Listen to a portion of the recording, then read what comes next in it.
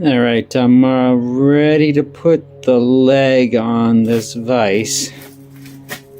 So it's got one leg, and those other two plates will bolt or lag screw to the wall of the barn, to the main beams of the barn. And I've been measuring and checking and trying to get this thing set to be the best that I can. And I've got these little magnet things, clamps, I don't know what you call them. They're for welding, whatever. And I'm trying to, just poke that through the hole and adjust them, and then they're connected to that brake rotor. And that brake rotor is on bricks so that it doesn't transfer the magnetic thing. I'm trying to keep the magnetic field away from this the part that I'm going to be welding down here, right here. And that's a stainless steel rod, so it shouldn't be too conductive of magnetic fields.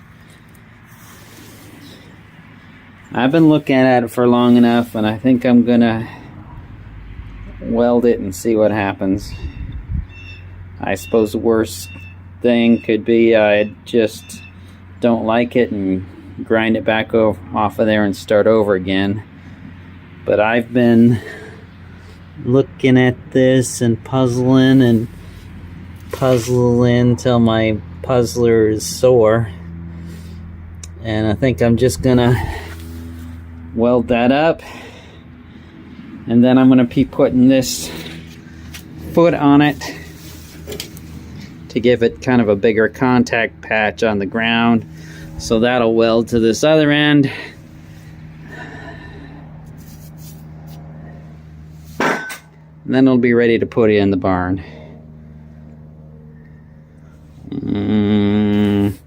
Okay.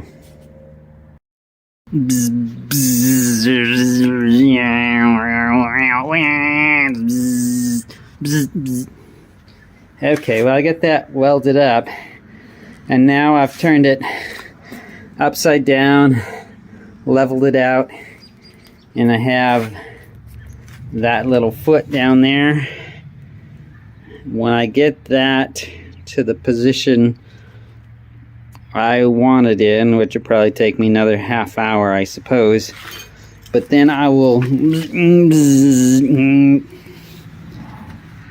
weld that up down there, and it will be ready to get bolted to the wall using those plates. I got the little holes in there. I'll drill some holes in the beams, and they're top side and bottom side, 5, 10, 20 lag screws, and that'll be on the wall. Hopefully it won't fall off or anything. But I'm really quite happy with the way that came out. Nice and straight.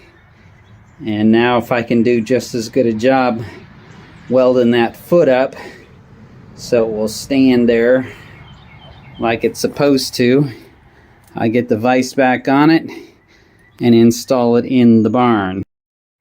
If your shims are wood, they make smoke a little bit, but you don't want to make enough heat to get them to catch on fire. But I think I'm pretty much done with that now, so I'll stop the heat transfer there and just let it cool off on its own.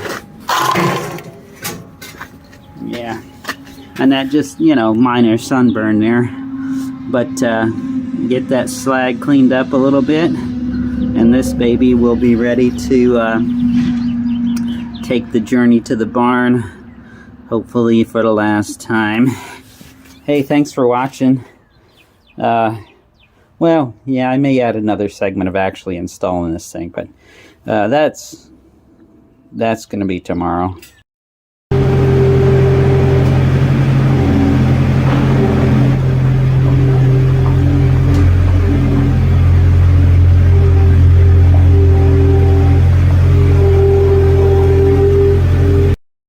Okay, I lugged the thing off the Bobcat across the floor, and now it's in position over there.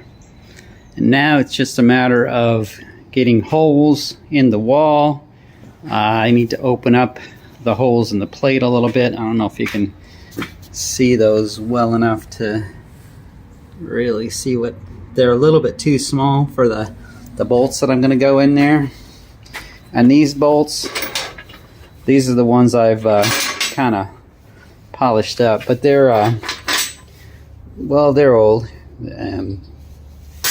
I didn't pay for them, which is a good thing, but I've got to, or at least I feel like I have to clean them up a little bit before I put them into the wall permanently. So now I've got the level out, and it is right on the money, both side to side and front to back. And I used the blocks that I used to weld it, plus some other bricks and things, and some little splints I used for shims to get it lined up just right. And now I'm in the process of putting this first bolt in, and I'm using this kind of little wrench, which doesn't give me a lot of leverage. I probably should get something different for that, but that's the first one. The next one I'm going to put on that side, and that's going to be the critical one to get in, you know, while it's still in position, drilling the hole in the exact right spot, etc., etc. So I've got two drills set up. One for the smaller hole I'm going to drill into the wood, and a larger bit to go through the metal so that I can go through here without resistance, but dig into the wood quite well to give me traction over there. I'm gonna get to work.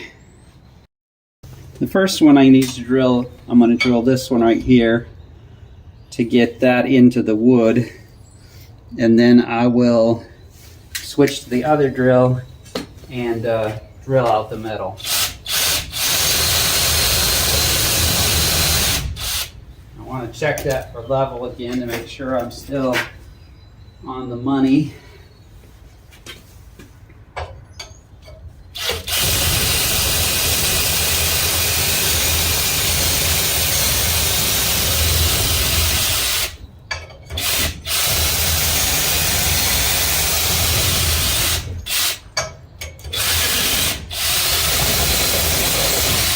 That one. Alright, and I'm going to switch to the bigger one to get through that metal.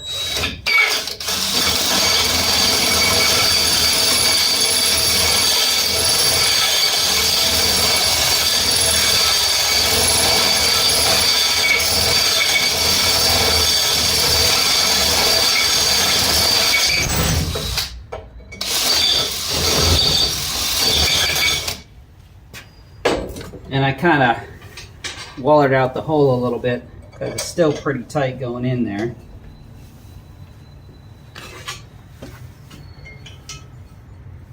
Then once I get this one in,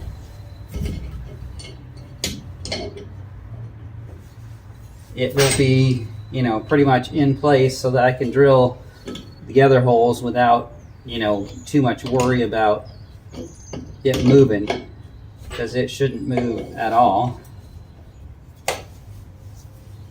And then for those that have stuck around, I'm going to show you a little piece I made to get the blower back into operation.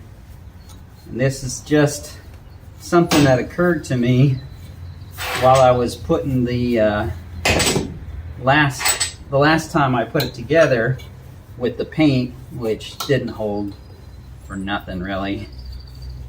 Maybe some blue Permatex or something would have done it. I don't know. But I'm tired of messing around with it. So I made a little keyway thing. And of course that's going to get a little tight now that it's come to full contact with the metal. In fact, I might even switch to a bigger wrench not to do that. But here is the blower, and right there, how am I going to do that? So right there, there's a little piece sticking out, and that's the third one of those things I made, just a little wedge to go into the keyway that was already in the machine. That's the third one I made, not because the others had anything wrong with them, but because they're so small and I'm trying to grind them so they don't have burrs on them. Well, they just departed the premises in something that small. I just couldn't find it. So there is that. I'll just put that back together, and I should have a blower as well. Hey, thanks for watching. Like and subscribe. You know